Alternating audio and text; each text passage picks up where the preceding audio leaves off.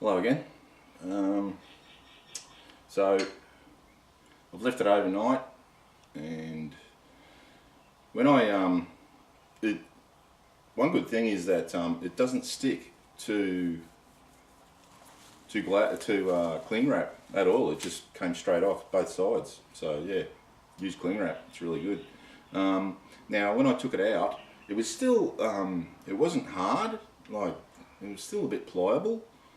Like when I couldn't do that before, so that's just busting off, just cracking off. So that is definitely hard. So what I did, because it was sort of it was a cold night, or for me here, for us here, it was a cold night. It was a cool night, and also it rained all night, so the humidity was high. So I'd say that stopped it from really going off, really going hard. But what I did was, I thought maybe if I cook it, so I put it in the oven for about, I don't know, hour and a half, maybe 2 hours, at 100 degrees Celsius, like boiling temperature. So that's not going to damage the steel, or I didn't think it'd do anything bad. And now it's definitely gone off hard. So at least on the outside. So, but I assume, having left it in there for a couple of hours, it would have cooked completely right the way through. Yeah. So that's what it's like having come out. Now I'm going to start making the handle. I'm not really going to tape. Maybe a bit of the shaping I'll tape, but I'm not going to tape cutting it. Cutting the excess off with a hacksaw and all that, because that's pretty boring. So next time you see, the handle will be sort of partially cut to shape. I wish I had a scroll saw to do that with, but I don't, so I'll have to do some creative sawing or grinding. So next time you see it, it's going to be further down the track. So that's about it. And oh yeah, that, if you're looking at that, I just had a lead level sample, blood sample test, so for one of the sites that I work at, so nothing to worry about there. Anyway, alright, so I'm back. I've sort of finished the knife. I'm probably going to refine the handle a little bit more, round it off a little bit more, because it is still quite square. Where I wanted to get it to is that sort of roundness with the palm swells. I really like that. That's the BK7 with the micarta handles that inspired me to make the handles for this one.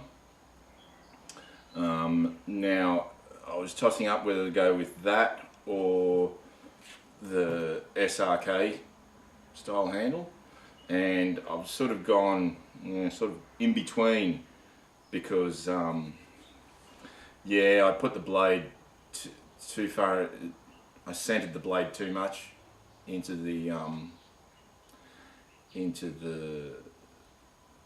canvas. I should have offset it so it was down lower, so that I could actually make that much of a cutout. But yeah, so I screwed up like that, but hey, you learn from your mistakes. So that's the BK7. What a great knife. Oh, seriously. Now, so yeah, BK7 and SRK, oh, my favourite. I've actually got a San Mai coming once they get more stock in. I think SRKs are probably the best value knives that you can get. If the seals are getting issued with them, they must be pretty good. They've been making them for decades. Now, so here it is in the scabbard, the sheath. and it's just perfect.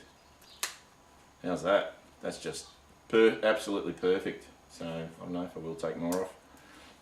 You can take a little bit more off. So there it is.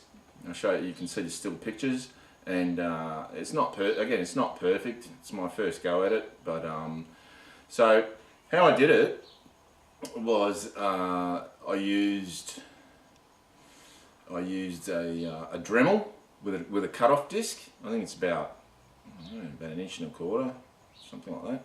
1.5 inches, 1.25 inches cut-off discs, and so I cut one side, the excess off one side, then flipped it over, then cut the other, and it just snapped off. Same for the end, and then the bottom here, I actually I drew the line where I wanted to cut, and then just sliced sections, and then went along and cut them out and popped them out. They just broke off. So it's a little bit wet there because I gave it a wash.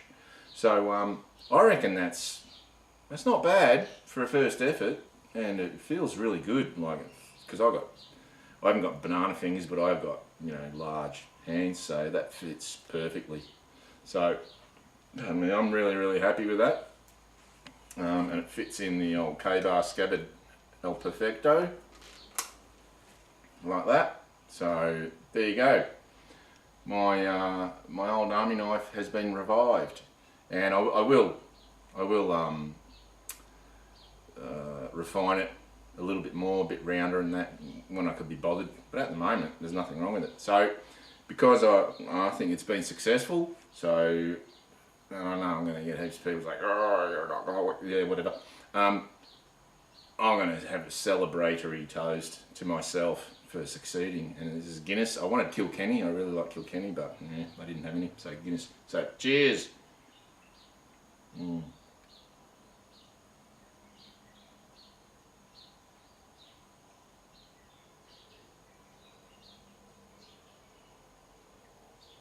Oh yeah, first beer of the day. There's nothing like it. All right, so that's about it.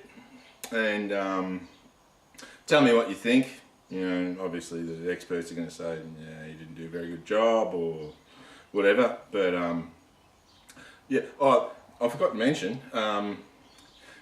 Once I sliced all the bits out and it was still square and that, you know, I found the easiest thing to use was put this into a vise, hold the blade in a vise, and angle grinder with a flap disc.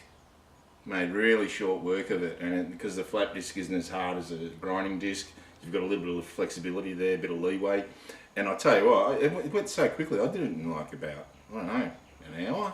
It didn't take long at all. I thought this was going to take a long time, but no.